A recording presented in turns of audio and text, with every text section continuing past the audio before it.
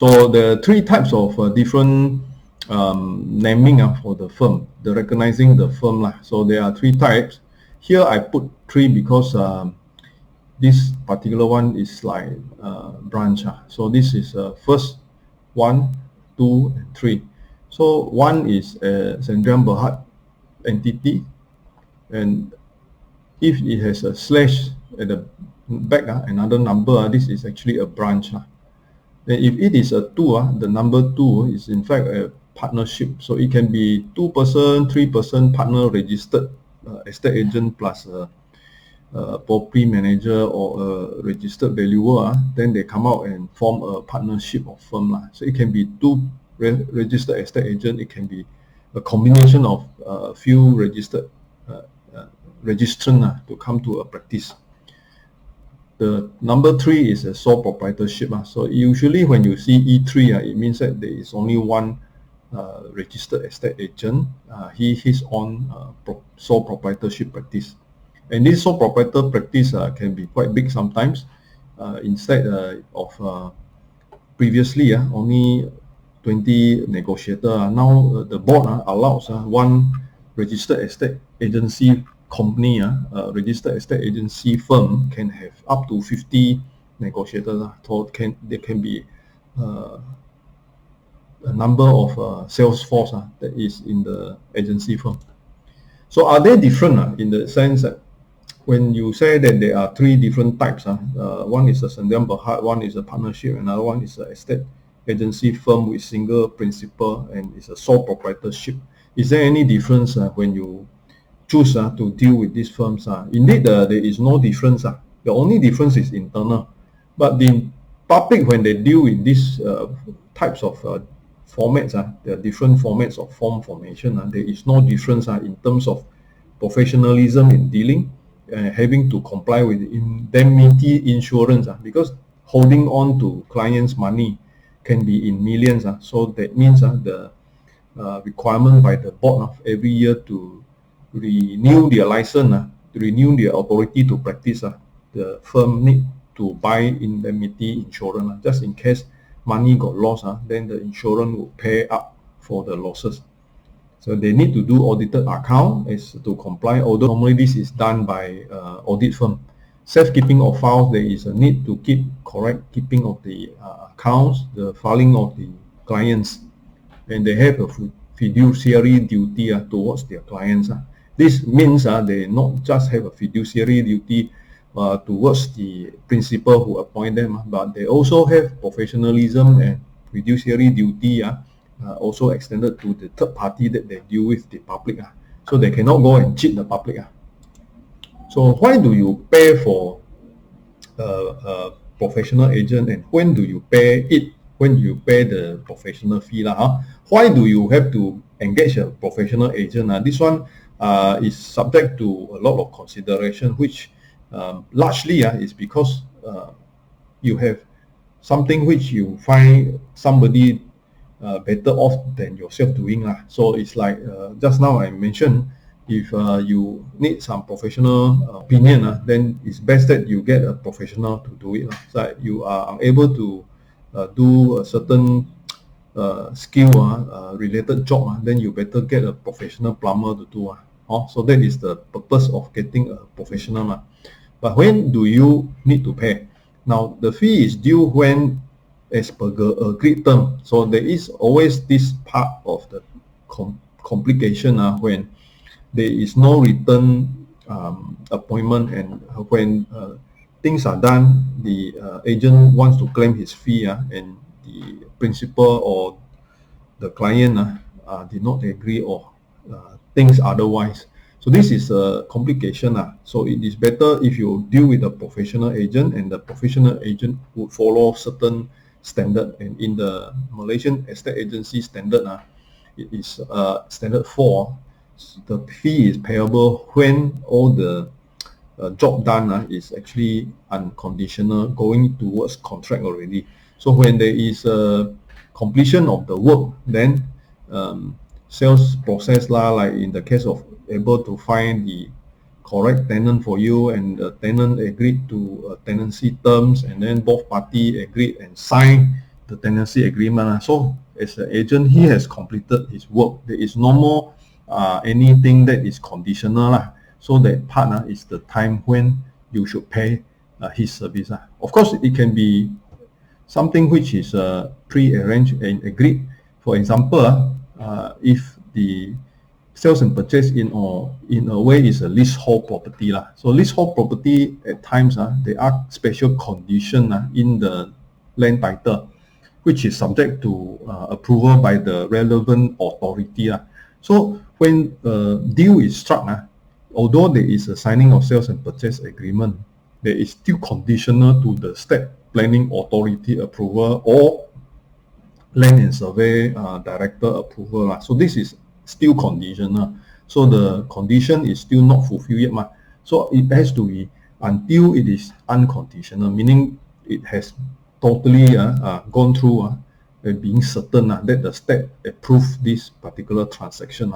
So some of these situations can take months and uncertain or whether it is going to get approved or not. So for the agent who feels that his job can be total waste of time because he has done his part, he has done everything that is possible, but the state doesn't want to approve, he has no control of.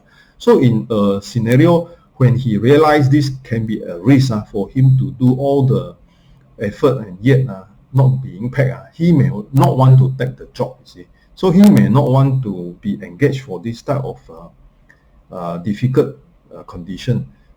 He may want to say that on the term that we agree that whether you get your state approval or not, eventually our agreement now is I get you a buyer and we agree on the part that this particular state approval condition is not going to affect my payment, not going to affect your paying of my professional fee. So if this is written down in the engagement letter, in the engagement of the appointment, then the estate agency firm has a right to claim upon signing of the sales and purchase agreement because that is pre-arranged, agreed already.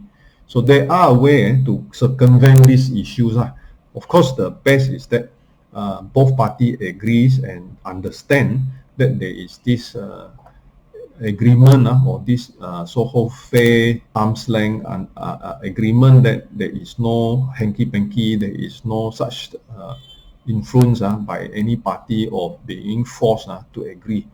So therefore, this part, when you pay your agent, it depends on your own agreement with the agent, and a professional agent should explain in clear way how it is being paid.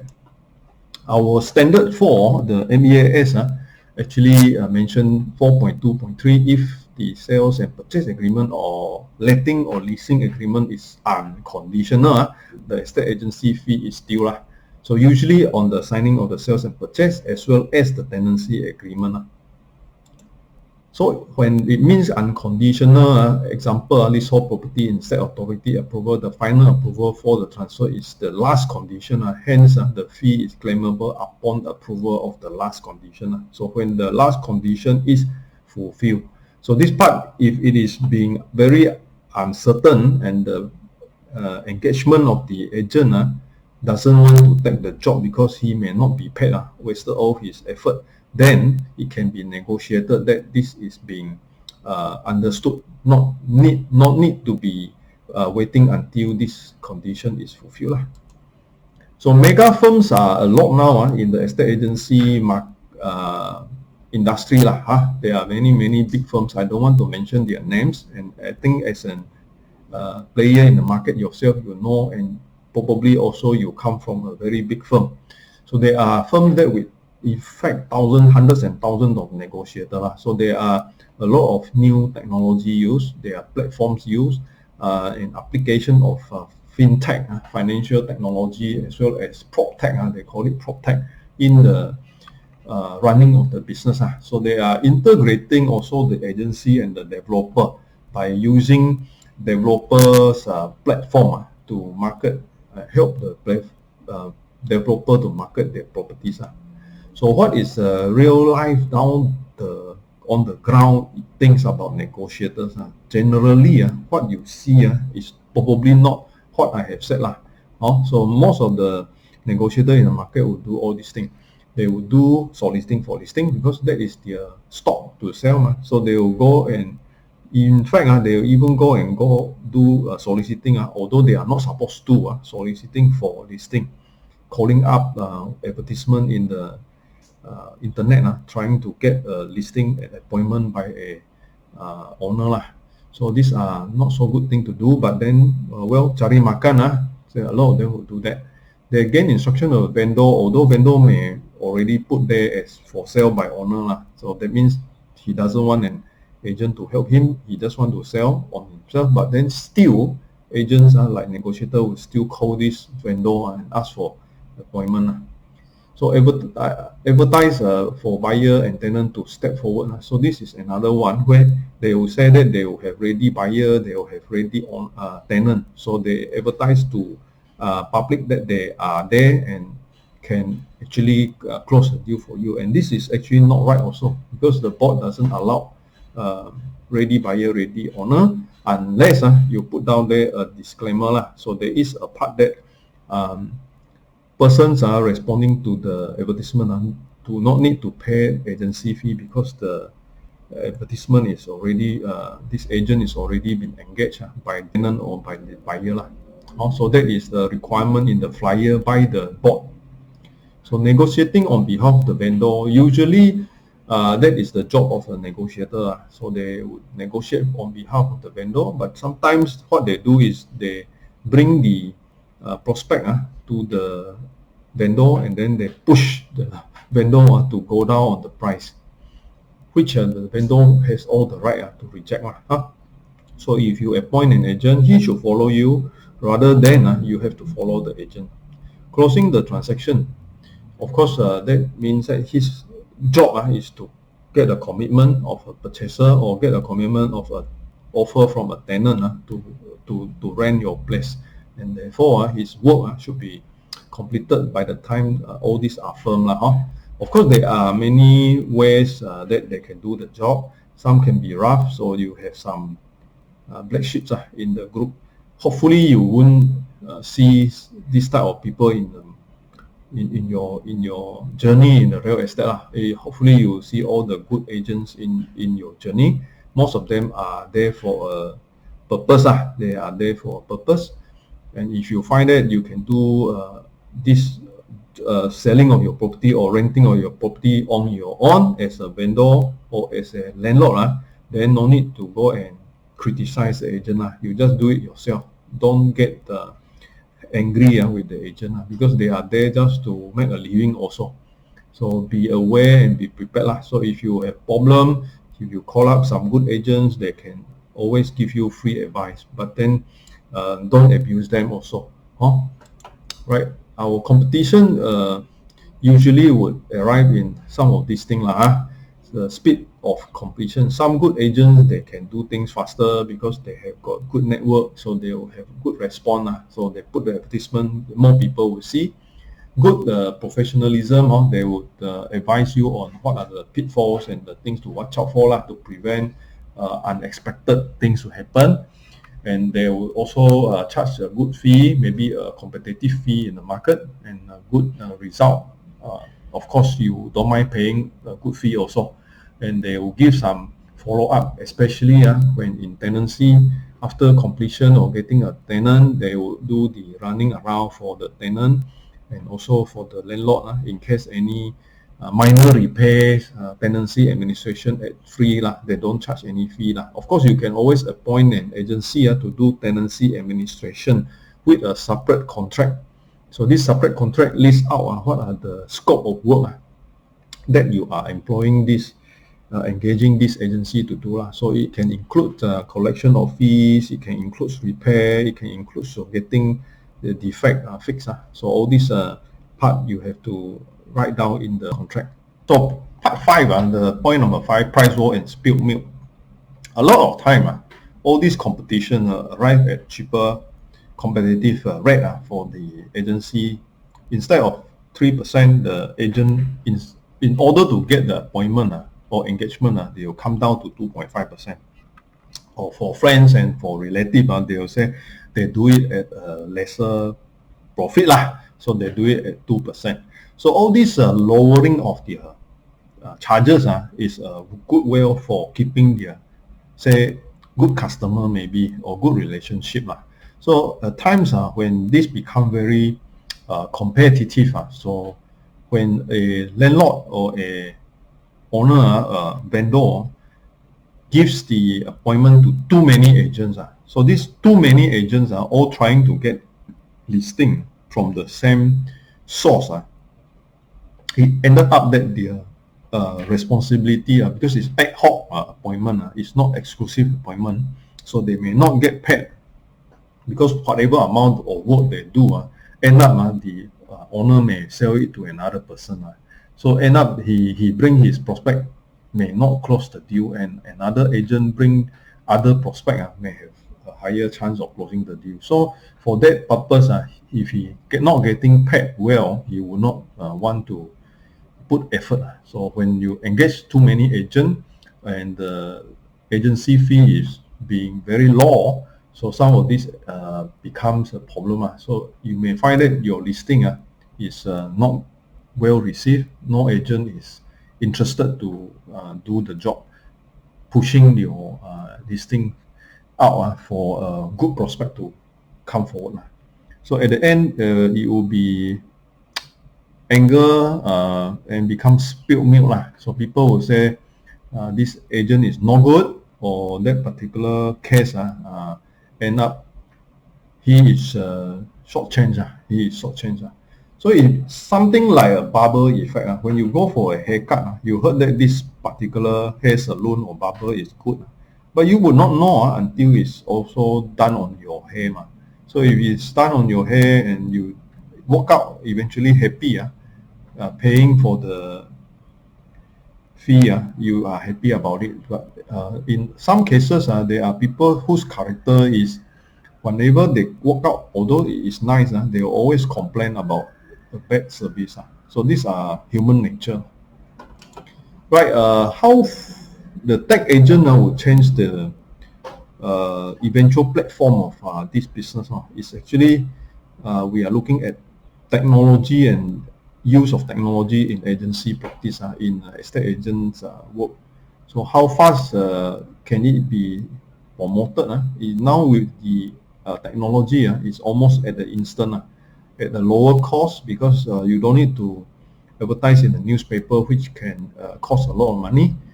It also quite well done with all the gadgets and the application in the computer. Now things are done very nice in a graphic manner, and you are able to in fact promote all out to all sorts of platform, not necessarily restricted to your own geographical region. And some of these agencies, they have all the teams to do it for you, so it's a one-stop where you actually can do promotion in all different media just by talking to one agent. So use of internet and digital and social marketing is now this is no turning back. So everyone has to go on board on this, especially speed up by the pandemic of COVID-19. So now one thing which I want to differentiate is it technology or is it still the human? So agent or the technology. So use of technology in fact arrive in estate agency practice in production or in resulting of two types of where technology comes with estate agency practice. So the two types I have highlighted here, one is the agent becomes the core things. That means the agent himself is still the core existent in the platform right on the agent, and then therefore they close the deal. The other way is that the platform in fact becomes the core business structure. The agent is riding on the platform and trying to make some money. So which is the correct winning formula, so which is the correct winning formula. So I would just use these 2-3 slides to explain this. First is using technology to increase efficiency, because this is how agent uses the platform. The technology emphasizes the ability of the agent. So instead of him doing one job at one time, the platform help him to do 3 jobs or 4 jobs at one time. Replacing human with machines means eventually in such a way the end result is that the platform after some time become more of a machine that replacing the agent. So the agent at one time can only talk to one person, but the platform at one time can talk to 5 person. So at the end, the people who cannot wait for the agent will end up talking to the machine, you see. So when the machine become very prominent, that means it been viewed as the machine replacing human. At the end, there are augmented reality, visual reality, this type of taking 360-degree pictures and put it into a platform. So indeed, you do not need to go to the physical view. You can actually see in your computer or in your handphone how the internal layout of a property is. So in a long time to come, this will be a normal thing. So end up that if you have a platform that can do this job, that means the people behind become immaterial. The person behind this become immaterial. You do not need the agent, you just need the owner to use this technology and put it up into a platform, and the end user would see this platform and contact the owner directly. So we see the first aspect, which is the usual thing that we see now, more conventional, is the agent using the platforms. So the agent using iProperty, Mudah.my, Property Guru to boost out their promotion. So you do not need so many agents now. You can actually use this technology to sort of streamline your agency work by giving more exposure using less agent. Agent enabled tech. So now when many agents are using the technology, then you in fact have this platform become a massive platform, replacing a person. So replacing the agent A, replacing agent B, replacing agent C. So now you have a platform which is in the sense able to cope with many individual who may not be agent or who are a mixture of agent and landowner, landlord, vendor. So in fact, even the developer. So this platform or MLS becomes a partner where all the business rely on. So end up that a lot of listings they go up to this platform, and being able to write on this platform to complete its sales. So this also bring in another issue, which is cannibalizing and also competition, where some of the listings may be viewed as multiple appointment, especially multiple appointment by one vendor. The vendor A appoints 4 agents. So these 4 agents all put the same listing in the platform. And now this platform is filled up with the repeated listing of different agents but of the same property. So it becomes infighting, and the data collected is not accurate because the same listing can appear multiple times at different pricing. So it becomes confusing to the general public. So this becomes an issue when it becomes unregulated. So that is the reason why some MLS only accept listing by exclusive listing. That means you are only listing it because you got it as an exclusive engagement. So therefore able to avoid single listing in multiple pricing. Anyway, good agents is a good contract killer. It's a good contract killer profile. This is a hypothetical agent. Not every agent is like him. his timely work, 100% obedient, giving you a good service at good price, good updates, whatever happened, he tells you, and quality of work. So all these things are eventually taken over by a system or by a platform or computer. So that is only possible if it is a computer. It cannot be a human being, because human being cannot be working like this. Timely work on a time when he is tired and 100% obedient. Human being cannot be 100% obedient. So good agent in real life in the critical differences is that maybe some will have good timing on completion depending on the database that he has and the market response. If he is a senior agent in the area, he may have good database, he can get things done faster. Plus also the issue is that if you appoint only him or as a few one or two agents, then you can control the price position. Or else, as I mentioned earlier, you give to 5 different agents. 5 different agents would, because of competition, put different pricing in their advertisement. So end up your property is at different pricing. So end up maybe your end prospects would not believe whichever pricing and feels that he can always negotiate a lower price, which you never agree. Plus, a good agent usually would have good promotion network. Also, he will just follow exactly the law, because the law say maximum 3%. Of course, if it is a hard to sell property, sometimes you have to give more motivation by giving him better commission. But it's not following the commission payout. It's an extra. So if you want him to get an extra mile for you, he will do so. With a good agent track record, you recommend him future business. He should under promise, over deliver. But a lot of time in the market, we are always seeing under delivery, over promising people. So people are over promising but under deliver. Critical success for the agent, as I come to this part of factor determining agents survival.